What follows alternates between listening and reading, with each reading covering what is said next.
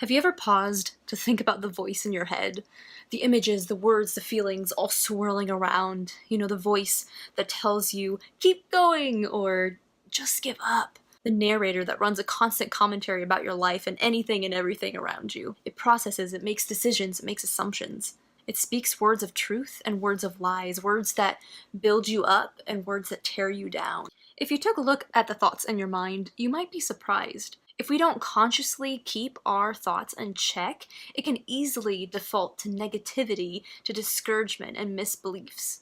This matters because our emotions are caused by thoughts and our actions are caused by emotions. So what you tell yourself in your head matters, even if you're the only one that can hear it.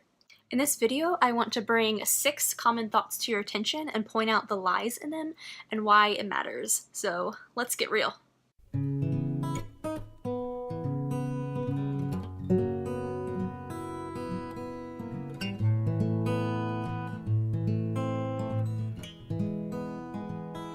The first lie is, my flaws make me unworthy and unlovable.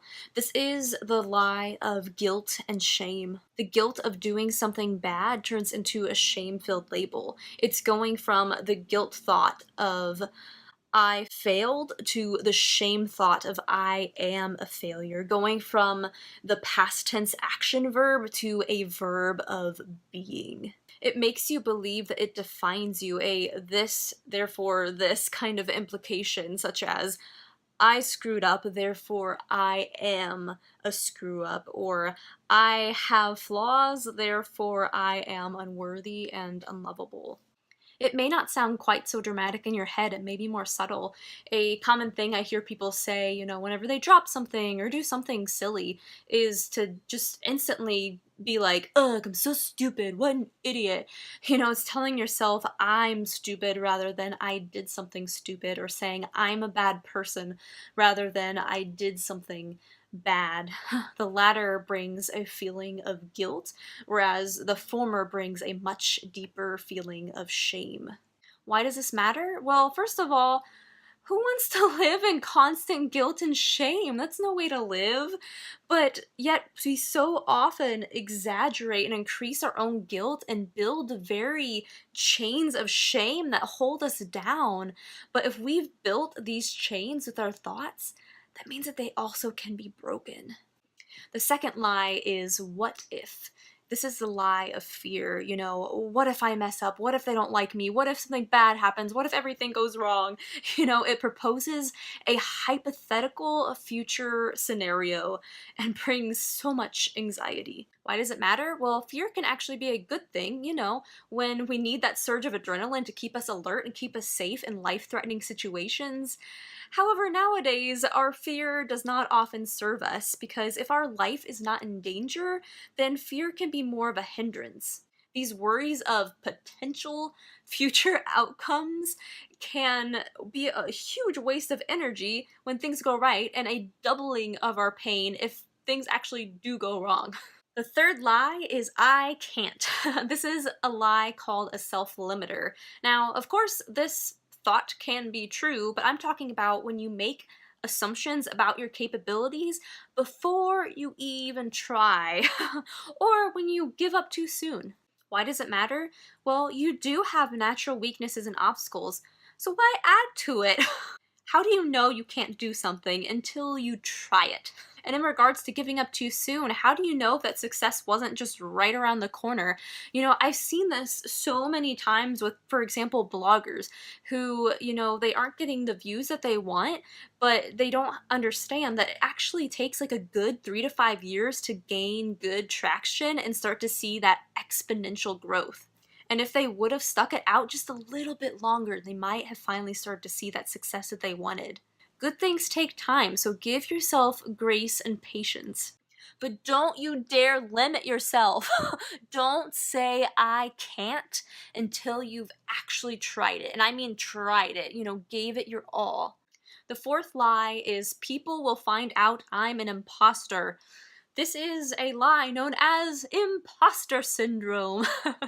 It is the self-judgment that you don't belong and the fear that others will find that out and think you're a fake, an imposter. Get out of here. You fake. You don't have to feel alone in this because so many people feel this way whenever they start a new job or a project in a new field. Why does it matter? Well, imposter syndrome can kill our confidence, hold us back, and even sabotage our success. The fifth lie is I deserve to be criticized. This is the lie of negativity and insults. These are the thoughts where you call yourself names and put yourself down, like, ugh, what an idiot, I'm so stupid, I look fat. How could you do this again? You're horrible. Why does it matter? Well, even if you are saying these things in joking or just as an automatic response without much thought, it can still take a toll on your self-esteem. And you do not deserve that kind of abuse, my friend, not even from yourself. The sixth lie is I have to be perfect. This is the lie of perfectionism. Brené Brown says, when perfectionism exists, shame is always lurking. In fact, shame is the birthplace of perfectionism. It is holding yourself to certain high standards, then beating yourself up when you don't reach those high standards. It is a conditional, works-based identity, such as, if I can do this right, then I will be good enough. Why does it matter? Well, this striving for perfection can bring constant anxiety. Missing the mark, at least in your perfectionistic mind, can bring about so much guilt and shame, which then can lead to a very deep-rooted depression. I talk more on this topic in my video, The Paralyzing Power of Perfectionism, if you'd like to check that out. Which of these lies do you tell yourself the most? I encourage you to try to pay attention to your thoughts this week and see if you might be telling yourself any of these lies.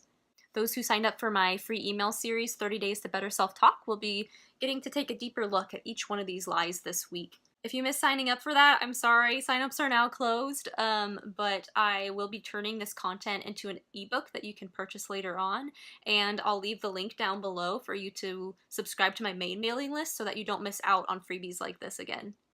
If you like this video, then make sure to hit the like button and subscribe, and I'd love to hear your thoughts in the comments below so we can keep this discussion going. And until next time, my friend, keep it real.